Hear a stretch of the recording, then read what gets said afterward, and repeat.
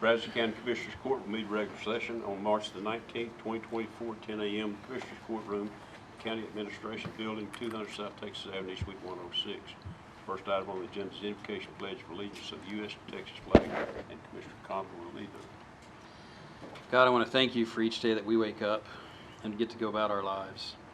There's so many other people that we want to put our hearts out to, our prayers out to, those in Ohio, all those hit by massive tornadoes and hail in the last several days, all those that stand in the breach to keep us free, our police officers, firefighters, our soldiers and former soldiers, and also, Lord, want to thank you for the honor of getting to serve on this court. I ask your blessings on everyone that we affect with our decisions, and bless our decisions, that we might honor you with all that we think, say, and do. Amen. Amen. I pledge allegiance to the flag of the United States of America and to the republic for which it stands, one nation, under God, indivisible, with liberty and justice for all.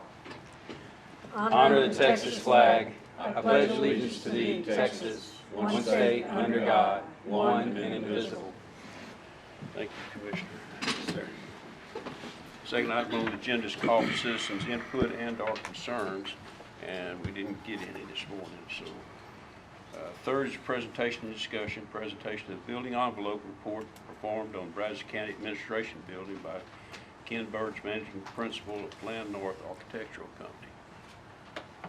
Come on up, Ken. Morning, Commissioners, Judge. Morning. Please talk into the mic. All right, so we've got a building envelope assessment report for primarily focused on the north wing and the sanctuary buildings. And in that report, we found some things that were inconsistent with some assumptions on repairs and remediations that we were going to make. So the report involved two steps. One of them was a water test on the windows to determine whether or not the windows themselves are failing, or if there was some other issues. The other test was a visual inspection where sections of the brick was removed and visual inspection was done on the cavity of the walls. The findings of the report were a little bit unconventional, and this building in most sections does not have a weather-resistant barrier or a waterproofing system between the brick and the exterior wall. There were sections that had some components of that system, but they were at the end of their useful shelf life. The report goes into detail on the north wing, and I'll scroll here. Bear with me a second. Okay. There you go. It's kind of small here, but on the top left side is the north wing. That's the building that faces Texas Avenue to the east, and then where was that?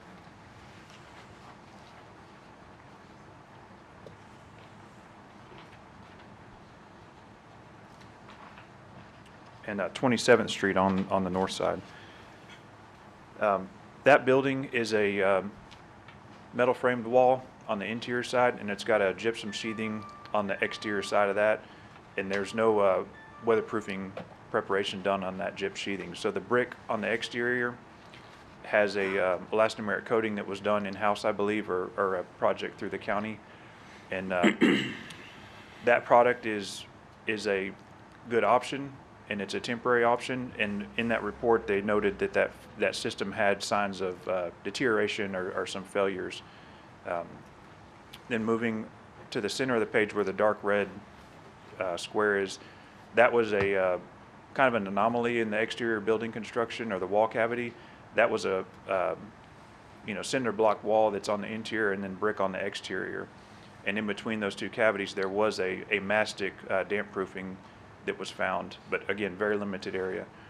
And then on the south side of the page, the sanctuary, that building was built very similarly to the north wing, where we've got a metal stud frame wall, gypsum sheathing on the exterior that didn't have any preparation for or any installation of a weather resistant barrier, and then a brick on the exterior. In addition to that, one of the anomalies was and I have not seen this before, but the exterior masonry was actually supporting and holding up the windows, so that they weren't structurally fastened to the exterior walls. And I haven't come across that. I don't know if it was something that was done over a period of time that was customary or not, but as part of our initial charge, we were to reinstall those windows, replace them, and then provide appropriate positive fastening to the exterior walls. So the recommendation after reading the report was that yes, the windows should be replaced. We've got some gasket failures. We've got some framing failures that just, comes with age. And in doing so, we would be required to provide some positive blocking or structural attachment of the windows to the actual studs. Additionally, there's some issues with the weather-resistant barrier not being installed. As you get moisture migration through the wall, and those things can come out negatively in the form of poor indoor air quality, and also you can have some mold and mildew on the exterior walls behind the sheetrock. So the recommendation is to remove the masonry, remove the windows, and then to install a weather-resistant barrier. And then in addition to that, code would require us to install additional continuous insulation, which is basically the foam insulation that you see on most buildings nowadays around the perimeter. All that would be properly flashed and sealed. We would have positive connections to the structural system for the new windows, and doors as well. And then we would go back with a new veneer. So the good thing about that is we could do brick, stone, concrete block, stucco, different types of systems. So we'd go through that during the design process just to see what stakeholders' interests are, and then just see if we can beautify the building a little bit while we're working on it. Budget was kind of ran with some similar types of material cost per square foot. So there'd be some minor impacts to what brick we would use or what stone or any kind of stucco, but main point is we could beautify the building a little bit. I don't know if anybody's had a chance to review and have any questions, but I'd be glad to walk through findings or answer any questions you may have. You got any questions? Yeah, I just, so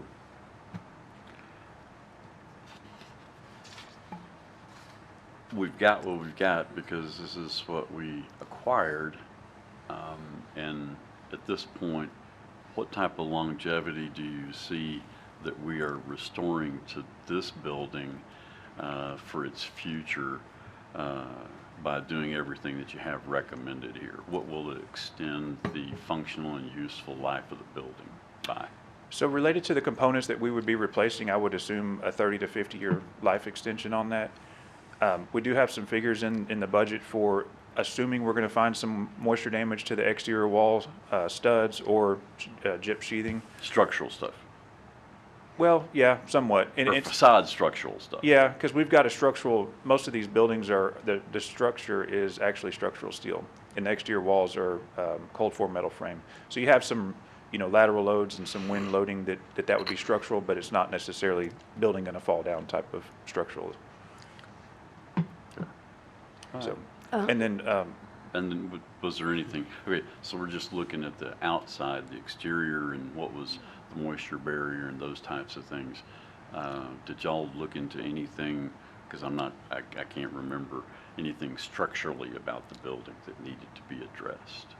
so we haven't found anything that arose any red flags. On the sanctuary building, as part of our original charge, we've got a removal and replacement of that foundation.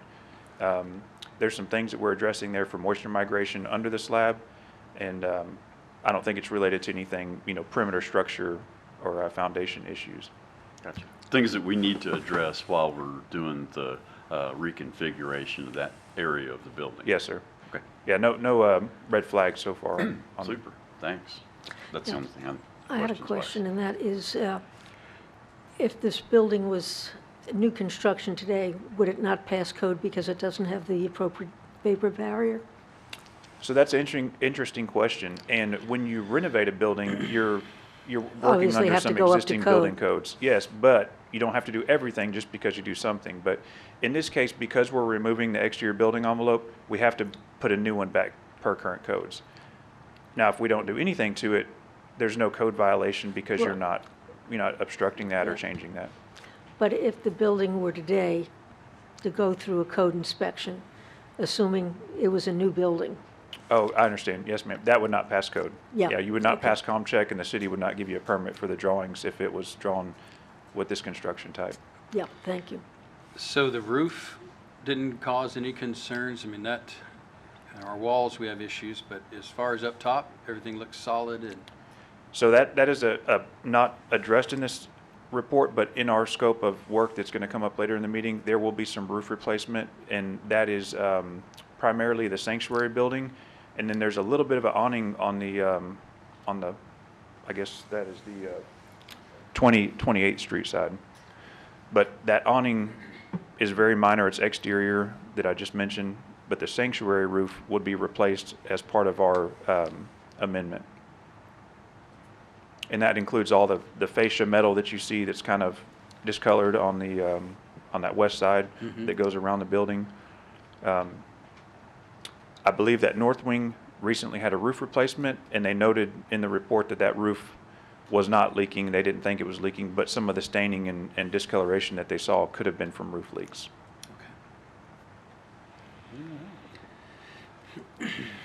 Thank you. Anything further? Not for me. No, I just, I think whatever, that's it.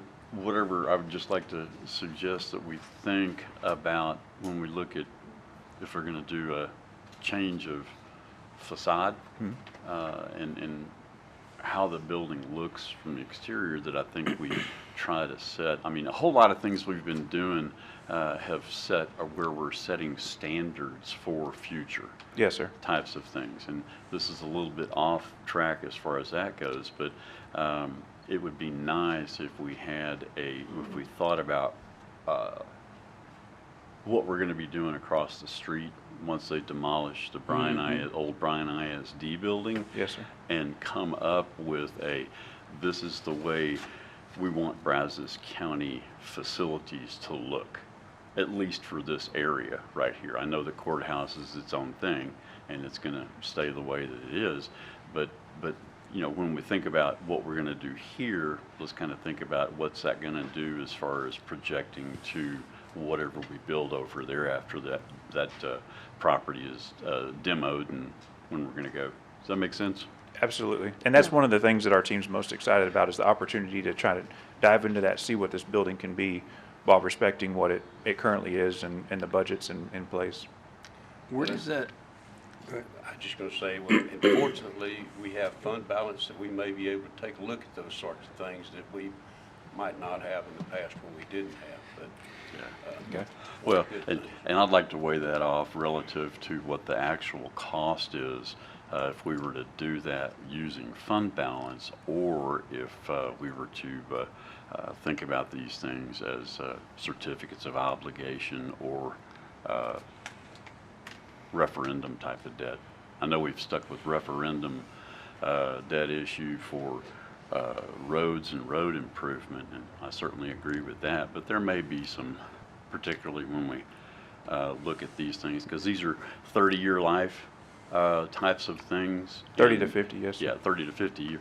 And it may be prudent for us to use debt service relative to this as well. Well, unless there's debt service to be used, unfortunately, we've got a timeline. Part of this project is the ARPA thing that we need to be moving forward on. So it's Right. not like we can stop and Well, I do mean, the bond issues for a brand new bond issue. We well, do have the money. to if be able to ARPA, handle it. if the ARPA funds are there that we got from the federal government, then obviously, yeah, we have fund balance, and that's great from those ARPA funds. But I think there's some considerations as to whether or not, how we go about funding this project. I know from the stuff that the email we got from Trevor is ARPA funds can be used or cannot be used, but I do think that there are some ways that we can look at how we use those and dedicate those ARPA funds. And that's why I've been asking for the updates on where we are on those projects, Judge, because I think that we as a Commissioners Court need to have a big picture overview of where we are, and we actually have one member of the Commissioners Court who was not here when those allocations and decisions were made. So I'd like for us to all get up to speed. Yeah, well, that's exactly what will happen. There'll be an update on it, Commissioner. But there's already set in place some of this, what's going to be done with ARPA funds, and to change it in midstream doesn't make a lot of sense to me, because then we have to go back and look at what the structure that we had actually, the original request. And that's why I don't know that ARPA funds is appropriate. We could use bond funding money that's in place for the roof, but we can't use it for the exterior. And so there's ways to try to fund it. I suspect when we finally get bids back, if the contract needs to be let prior to October, we will probably be trying to find where we can to fund it. If it looks like it's going to be after October, we can come up with fund balance and use it to make this thing happen. Yeah. Well, we're at the 9-month window to the commitment deadline for those funds. So that's why I've been concerned and brought this up. So, and some of those, the money that fell into revenue loss provision, some of that money is much more fungible, flexible as far as what we can do with that, the way I understand it from talking with our consultant on that and talking with our auditor. I don't know that we need to be talking about that in this presentation about the... Yeah, well, okay. So on the borescope images where that water is coming down the inside of the masonry, where does that, page 17, where does that water go?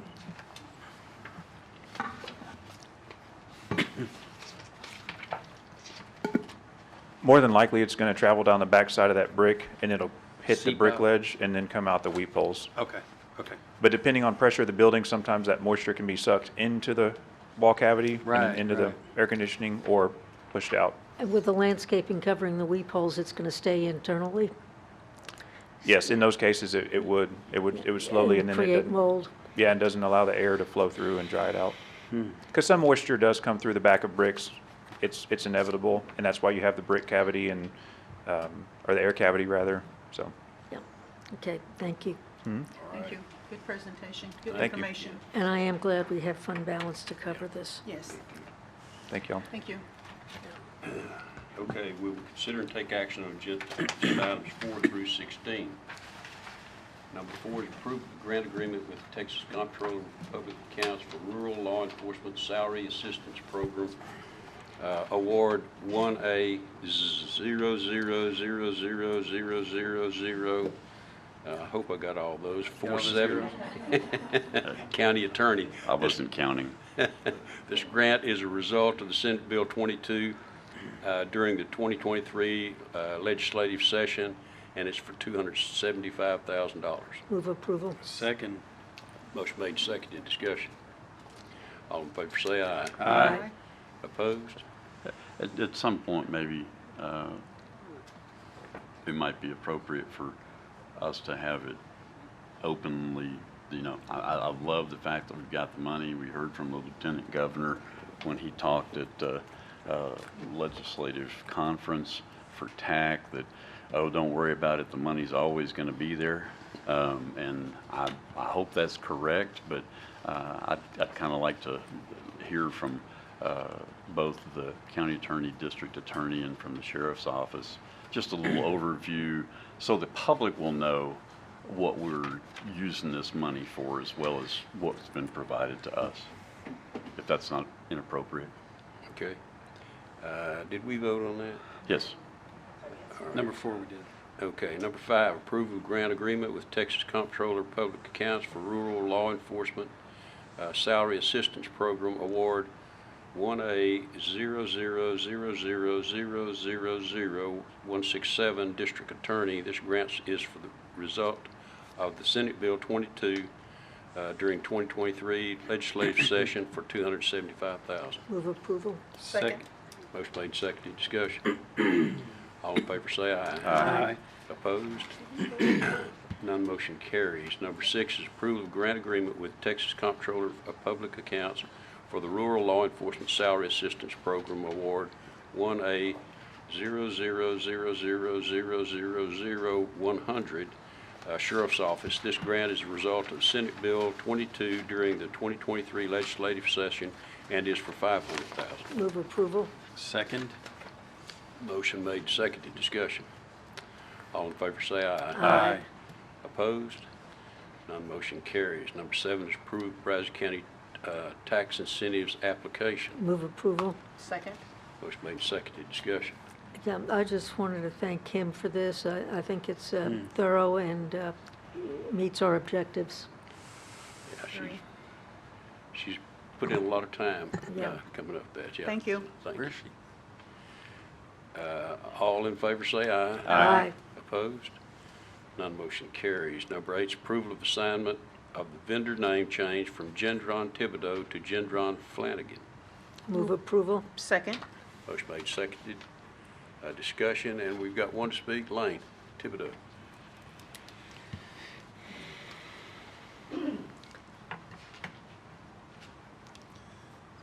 Judge Peters, Commissioners Court. I am here to thank the county. I'm planning on retiring from active trial work at the end of the first quarter of 2024. My intention is to go to work in an appellate capacity with the newly formed Public Defender's Office. But I'm retiring from felony trial work, and hence we're making the change. For the past quarter century, it's been an honor and a privilege to represent the indigent juveniles, primarily in trial courts. Judge Hawthorne's present in other trial courts in the county, and to work with professionals like Linda Rickinson as well. I wanted to introduce Shannon Flanagan, who is a former adversary. He handled the juvenile prosecutions for the District Attorney's Office for many years, came from Brazos County from a position as first assistant in the 112th Judicial District, that's in West Texas, out in Fort Stockton. But the contract is in very good hands with Shannon taking over for me. I will say that from my heart. I've tried cases against him when he was with the District Attorney's Office and watched him try cases on behalf of juvenile respondents as well. And Patrick Gendron, as you all know, is the only locally, he's board certified in juvenile law and will continue to provide good service for our indigent juveniles. But I wanted to take the opportunity to thank all of you for trusting me with the indigent, with these juveniles from 10 to 16 years of age over the past quarter century, past 24 years.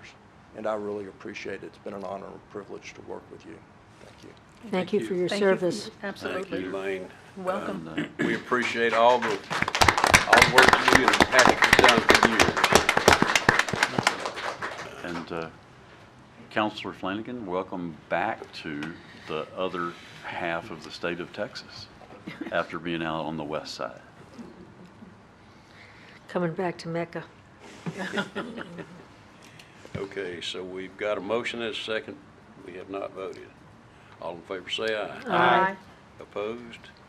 None motion carries. Number 9 is approval of amendment number 2 and number 3 to CIP 23601 architect design contract with Brazos County Administration Building for additional design services. Move approval A and B. Second. Motion made, seconded. Discussion. And this refers back up to what we just had the presentation this morning. All in favor say aye. Aye. Opposed? None motion carries. And both amendments are valued at $559,127 and will bring the total of the design contract to $1,426,874. $1,426,874. Number 10 is approval of service contract 24-102 Cementia Slurry with Southern Cement Slurry LLC. Move approval. Second. Motion made, seconded. Discussion. All in favor say aye. Aye. Opposed? None motion carries. Number 11 is tax refund application for the following. Move approval A and B. Second. Motion made, seconded. Discussion. All in favor say aye. Aye. Opposed? None motion carries. Number 12 is budget amendments. Budget amendments FY 23-24, amendments 23.01 through 23.05. Move approval. Second. Motion made, seconded, discussion. All in favor say aye. Aye. Opposed? None motion carries. Number 13 is personnel change status. Move approval A and B. Second. Motion made, seconded, discussion. All in favor say aye. Aye. Opposed? None motion carries. Number 14 is payment of claims. Claims to be paid by Brazos County. Claim number 8201478 through claim number 8201638 and claim number 9200601 through claim number 9200655. Move approval. Second. Motion made, seconded, discussion. All in favor say aye. Aye. Opposed? None motion carries.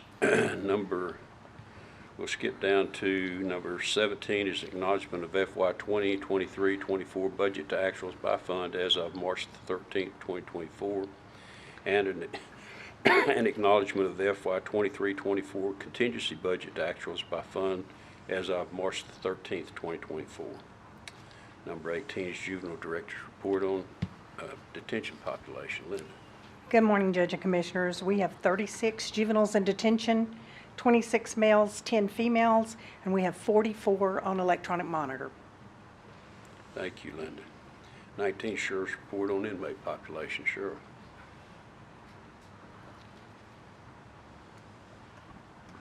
Morning, Judge, Commissioners. 785 this morning, 658 men, 126 women. We've got 43 on monitors. That population is not going down. It is not. The normal trend that we see this time of year is a continual increase through the summer, and so I wouldn't expect to see it go down significantly. I guess that's something we'll be addressing this next budget year, probably. Yes, sir. I think we will. Yeah, with regard to that, facilities-wise, with the upgrade to the food service and the kitchen, we're okay facilities-wise, but what we're going to really need to look at is staffing becoming the issue again. Is that correct? That's right. The last staffing analysis that we did internally, we believe we're staffed for about 672 population. And so certainly there's some times when we can use overtime and other things to accommodate short-term increases above that number. But we're seeing these consistent numbers well above that, and so we'll have to address that. Okay, thank you, Sheriff. Thanks.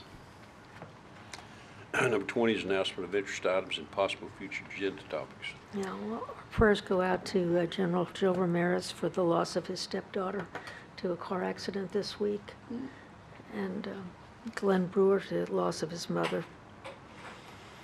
I also wanted to say Precinct 2 and the community lost two wonderful people. Karen Meekma fought cancer bravely for a time.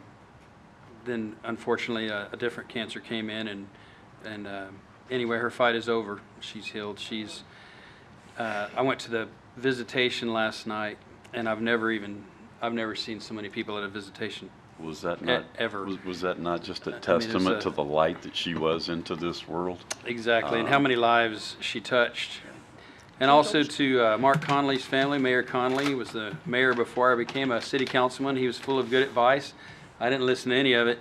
So he was then full of good advice on how to fix what I didn't listen to. But a fun guy, loved his family. He was about public service, and he served this community well. It'll be a long time. They don't write history books necessarily about mayors, but that man touched this community in ways that a lot of people never understand. And to both of those families, our prayers are with you and our sympathies are with you, and our joy is with you as they are no longer suffering.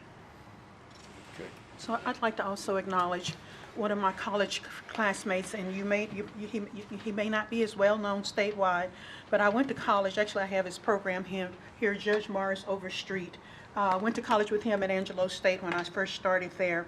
Judge Morris Overstreet was the first African-American elected to a statewide position in Texas since Reconstruction. He served as the Texas Criminal Appeals Court from 91 to 98 and authored over 500 opinions.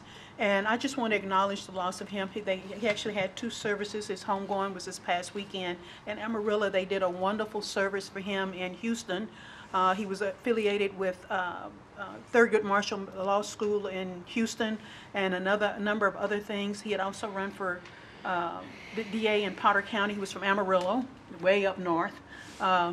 And so I just want to acknowledge also, you know, that we're losing some very good people. But like I said, I met him when he was a track star at Angelo State. I won't say what year, but back when. But he was a very studious athlete. I always Was that thought in the about last century? century. But anyway, he was just a phenomenal person, and I'm just sad to have lost my friend. He also had cancer, unfortunately, and he lost his battle with prostate cancer. So guys, get checked. But anyway, he lost his battle with prostate cancer, but he was a phenomenal human being. And so having won statewide office, I think we should acknowledge him even in Brazos County.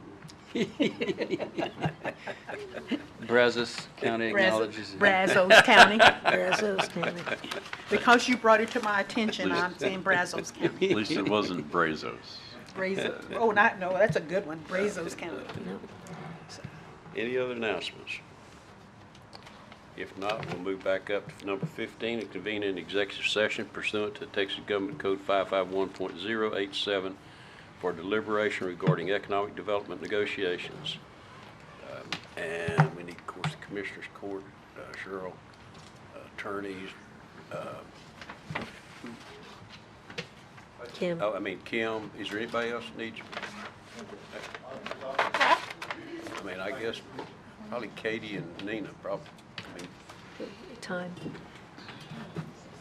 Time's 10:32. 10:32's time.